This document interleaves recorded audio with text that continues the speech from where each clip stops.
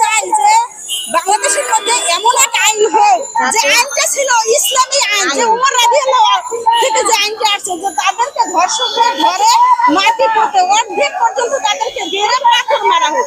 এই বিচার আমরা দুনিয়ার মাঝে চাই এবং বাংলাদেশে চাই। আমরা বাংলাদেশের মাঝে এমন বিচার চাই যে কোন সুষ্ঠু মানুষ জানো এটা সজ্ঞানে জানো এই কাজ না করতে পারে, একজন দেখে জানো আর একজন শিক্ষা পায় যে সে কেন এই কাজ করে, একজন ভাই যেন দেখে যে ওর শাস্তি ধর্ষকের কারণে এই রকমের হয়েছে, যে আমি এই পথে না আগাই।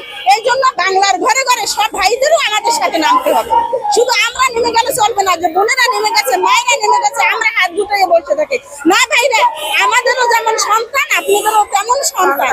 এই জন্য আমরা চাই এই শাস্তি যেন জনগণের সামনে হয়, আদালতে যাইবে আর সে বের হয়ে আসবে কিছু টাকা বিনিময় বাপের খালুর মামার হিসেবে আসবে, সেটা যেন এবার আর না হয়।